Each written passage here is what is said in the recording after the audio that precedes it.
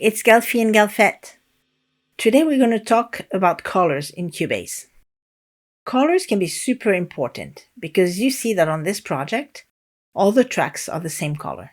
On a project with dozens or hundreds of tracks, this can be a bit of a problem. General colors are set in the preferences. So Edit, Preferences.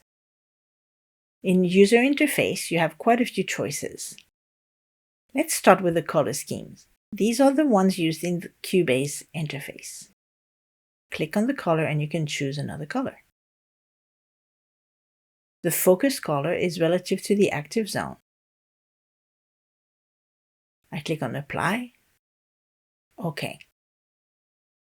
Click on the inspector, you'll see a stroke around the inspector, so it's this area that's active. You can also customize the project area. This is the largest part of your screen where the tracks are placed.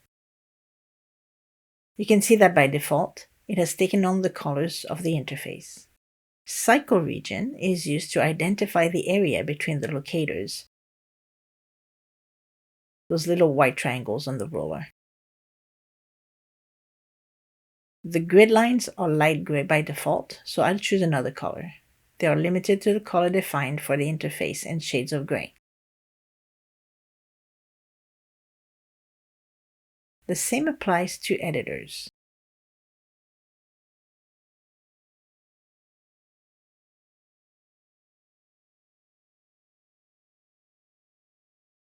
You can modify the ruler's background in the same way. You can customize an inactive cycle, for example when the cycle function is not activated, an active cycle when reading will loop over the zone defined between the two locators,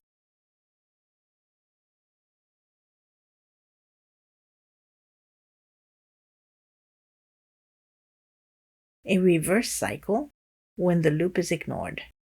To do this, reverse the locators. And finally, the color of independent loops. This is one of the functions of the editors, and I'll talk about it in detail in another video. If you want to return to the default colors, press Default. In Track Type Default Colors, you can set the basic colors for each track type. You can recolor them independently anyway, as I'll show you later in this video. To modify each color, click on the square corresponding to the track you want to customize and choose the color you want. You can also modify the console colors. Here you have the fader colors.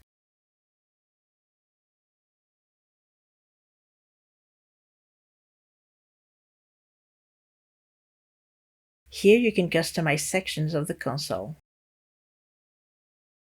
I'll tell you more about the console in a future video, but to keep things simple, these are the colors of various elements, such as the pre- or post-fader inserts, the so-called console racks. Below you'll see the colors of the channel strip.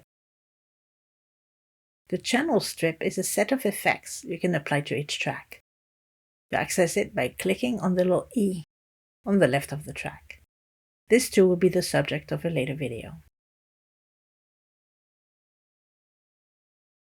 Finally, there are the console and track color options. Since Cubase 13, you can request that each new track created be of a random color. You can also modify the brightness and strength of the colors. Now let's deal with track and event colors in the interface. This is set in Project and Project Color Setup. By default, you have 16 colors, but in the presets you can extend the number of basic colors up to 32, and you can also increase the number of shades up to 4 for a total of 128 colors. Here you can sort them either by basic color or by color tints from darkest to lightest. In the options, you can save this color set as the default. For example, the next time you start a new project or open the project you're currently working on, you'll have this color scheme. You can also restore the default colors or perform a complete reset. You remember that in the presets I selected 128 colors? You will see a list of my 128 colors. Where it gets interesting is when there's a little button here for options. You can insert a new color, It's a color that lies between the two colors that surround it and has no name at the moment. If you click on the little rectangle symbolizing the color, you can then choose another color. And now if I go back down, I have 129 colors, 128 plus the one I've just added. I don't know the maximum number of colors that can be added. I did some research and couldn't find the limit. Theoretically, it could be either 256 or unlimited. By double-clicking on the color name, you can give it any name you like. You can also duplicate it, in which case the duplicates are indicated by a small start at the end of the name. Finally, you can delete or return to the starting color. Before going into detail, there's another way to change the color display. It's in Edit, Preference, Event Display. In audio, you can choose the brightness of the waveform. You can also modify the intensity of the color around the waveforms. Here you set the color of the handles that appear when you hover over the events.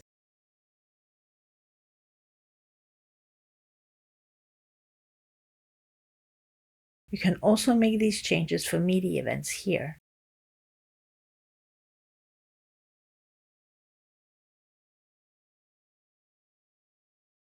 If you want to change the color of an event, I have several events that I want to change the color of this one.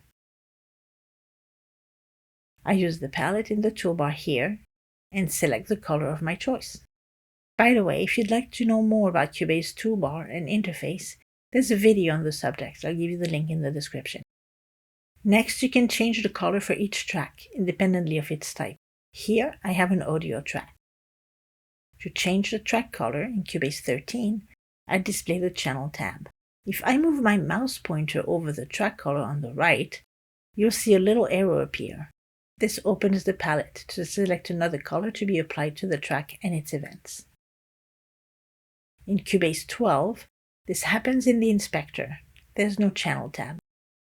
Personally, I like to have a different color for each track, as it makes it easier to find your way around the project.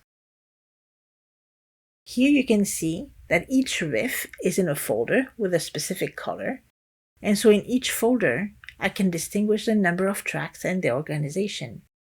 This gives me a visual representation of what's inside my folder.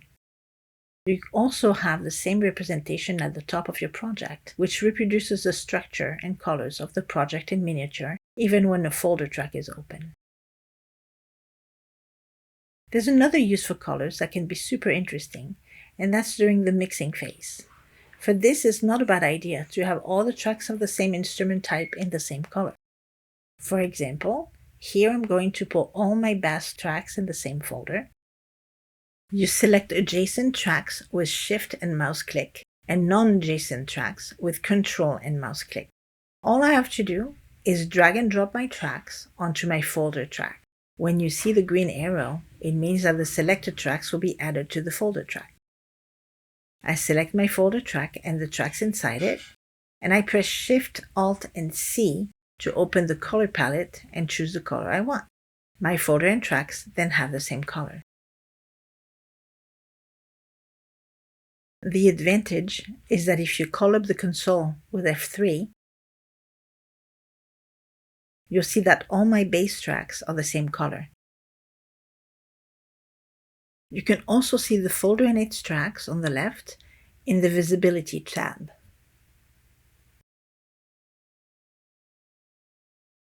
If you have questions or suggestions, feel free to let me know in the comments. I'll see you soon for new tutorials.